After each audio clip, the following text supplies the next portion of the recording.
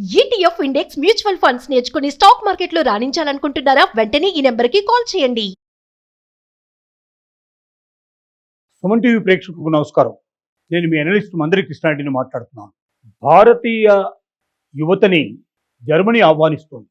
ఒకవైపున యూరోపియన్ దేశాల్లో చాలా దేశాలు, దాంతోపాటుగా అమెరికా వలసవాదులు మాకు అక్కర్లేదు, మా దేశం నుంచి నిష్క్రమించండి అని చెబుతూ వీసా నిబంధనలు కూడా చాలా కఠినతరం చేసే ప్రయత్నం చేస్తూ ఉంటే, మరి ఆ యూరోపియన్ సంస్కృతిలోనే ఉన్నటువంటి జర్మనీ మాత్రం దానికి భిన్నంగా నడుచుకోవడానికి ప్రయత్నం చేస్తోంది. ముఖ్యంగా భారతీయ యువతని పిలుస్తోంది, మీరు రండి, మా దేశంలో ఉద్యోగాలు సిద్ధంగా ఉన్నాయి. ఏటా 2.5 లక్షలకు పైగా ఉద్యోగాలు మా దగ్గర దొరికేందుకు సిద్ధంగా ఉన్నాయి. ఇండియన్ కరెన్సీలో చెప్పాలంటే సుమారు 5.5 లక్షల వరకు మేము జీతం ప్రతి నెల మీకు ఇవ్వడానికి మేము సిద్ధంగా ఉన్నాం. దీంతో పాటు అనేక రకాల వసతులు సౌకర్యాలు కూడా మీకు కల్పించేందుకు సిద్ధంగా ఉన్నాం. వచ్చి మా దేశం లోపల మీరు సేవలు అందించండి అని రిక్వెస్ట్ చేస్తుంది. ఎందుకు జర్మనీ ఈ రకంగా రిక్వెస్ట్ చేయాల్సిన పరిస్థితి ఏర్పడిందంటే, ఒకసారి జర్మనీ పరిస్థితి ఏమిటో మనం చూద్దాం. జర్మనీలో దేశంలో జనాభా ఇవాళ 1/3 పాపులేషన్ అక్కడ ఆల్రెడీ 60 ఏళ్లకు పైగా వృద్ధులు ఉన్నారు. అది క్రమక్రమంగా పెరుగుతోంది. ఒక దేశం లోపల 2.3% వృద్ధి రేటు లేకపోయినట్టయితే, అంటే కొత్తగా పుట్టేటువంటి సంతానం యొక్క నిష్పత్తి లేకపోయినట్టయితే, ఆ దేశం వయోవృద్ధుల సంఖ్యని మోయాల్సిన పరిస్థితి ఏర్పడుతుంది.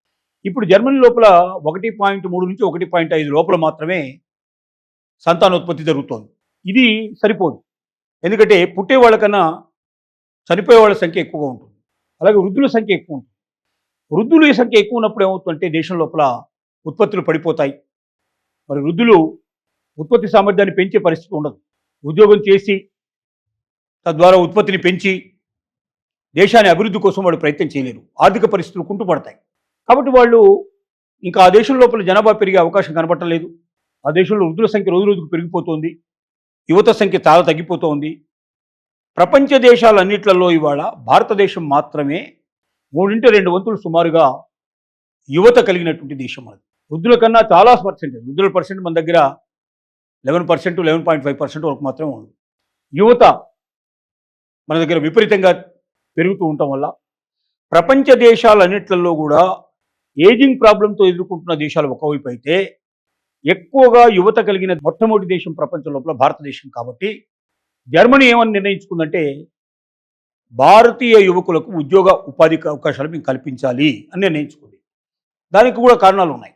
ప్రపంచంలో ఏ దేశంతో పోల్చినా భారతదేశం లోపల విజ్ఞానం కానీ, చదువు మీద దృష్టి దృక్పథం కానీ, ముఖ్యంగా ఒబీడియన్స్, ఎక్కడికి వెళ్ళినా వాళ్ళు ఒదిగి ఉండేటువంటి స్వభావం కలిగినటువంటి వాళ్ళు ఎక్కువగా ఉంటారు. రెండోది, టైమింగ్స్ కాకుండా అవసరమైతే టైం కన్నా ఎక్కువ కూడా పనిచేయడానికి సిద్ధపడతారు. తమకు దొరికినటువంటి జీతభత్యాల లోపల సంతృప్తికరమైన జీవితం గడిపే ప్రయత్నం చేస్తారు. కుటుంబ వ్యవస్థను చాలా చక్కగా ఉంచుకుంటారు. భక్తిభావంతో జీవితం గడుపుతారు. ఇలాంటి అనేక రకాల కారణాల వల్ల ప్రపంచంలో మరి ఏ దేశం మీద పడనటువంటి కను భారతదేశం మీద జర్మనీ వేసింది. వీసా నిబంధనలు కూడా చాలా సులభతరం చేసింది. భారతీయులారా రండి, ఏటా 2.5 లక్షలకు పైగా ఉద్యోగాలు మీకోసం ఎదురు చూస్తున్నాయి. వీటిలో ముఖ్యంగా ఏంటంటే వడ్రంగం లాంటివి, తర్వాత ఇళ్ళు కట్టేటువంటి కార్మికులు లాంటివి కూడా ఉన్నాయి. దీంతో పాటుగా డాక్టర్లు, నర్సులు, వైద్యం లోపల ఉపయోగపడేటువంటి టెక్నీషియన్స్ చాలా ఎక్కువగా అవసరం ఉంది. దీనికి తోడుగా ఇతర రంగాల్లో కూడా యువత యొక్క అవసరం చాలా ఎక్కువగా ఉంది. కాబట్టి యంగ్ పీపుల్ ఎవరైతే ఉన్నారో, బిలో 50 ఇయర్స్లో ఉండే యంగ్ పీపుల్ ఎవరైతే ఉంటారో, వీళ్ళందరూ కూడా అప్లై చేసుకోవడానికి అవకాశం కల్పిస్తూ జర్మనీ దేశం ప్రకటనలు విడుదల చేస్తోంది.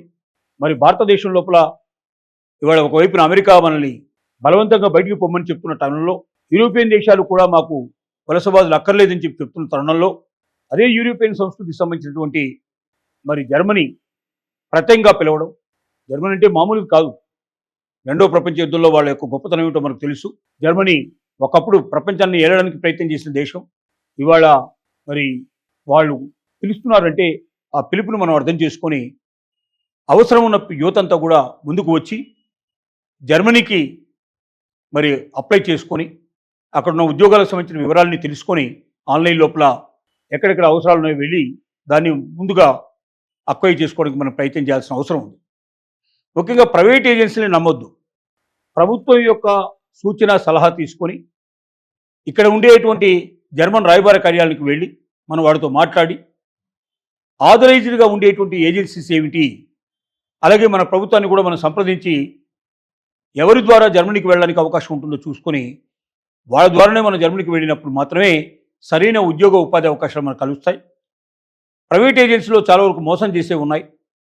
వాళ్ళు దొంగ వీసాలు క్రియేట్ చేసేసి యువతను తప్పుదారి పట్టించేందుకు కూడా ప్రయత్నం చేస్తున్నారు.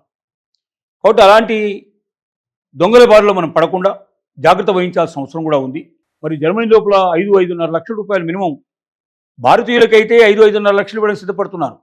అదే ఒకవేళ జర్మనీ సంబంధించినటువంటి వాళ్ళు ఎవరైనా ఉద్యోగం చేయడానికి ప్రయత్నం చేస్తే 4 లక్షల కన్నా ఎక్కువ ఇవ్వడం లేదు. అంటే జర్మనీలో ఉండేటువంటి యువత కన్నా, జర్మనీలో ఉండేటువంటి వ్యక్తుల కన్నా, జర్మన్ పౌరుల కన్నా ఎక్కువ ఇంపార్టెన్స్ భారతీయులకు ఇస్తున్నట్టు దీన్ని బట్టి అర్థమవుతుంది.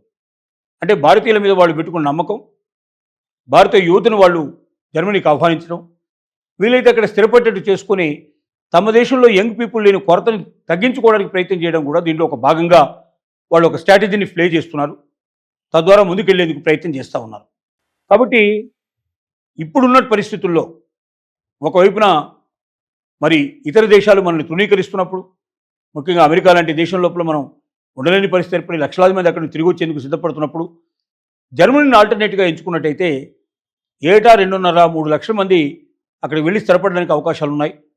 తద్వారా కళల్ని నిజం చేసుకునే అవకాశం ఉంది. కాబట్టి ప్రతి ఒక్క యువకుడు, యువతి దీన్ని ఆదర్శంగా తీసుకొని జర్మనీ వెబ్సైట్లు ఓపెన్ చేసుకొని లేదా జర్మన్ కన్సులేట్ జనరల్కి వెళ్ళి మాట్లాడుకొని తమకు అనుకూలమైన పరిస్థితులు ఏమిటో, అక్కడ తమకు అనుకూలమైన జాబ్స్ ఏమున్నాయో చూసుకొని వాళ్ళు వెంటనే అప్లై చేసుకొని తమ డ్రీమ్ను ఫుల్ఫిల్ చేసుకోవచ్చుగా మనం రిక్వెస్ట్ చేస్తున్నాం.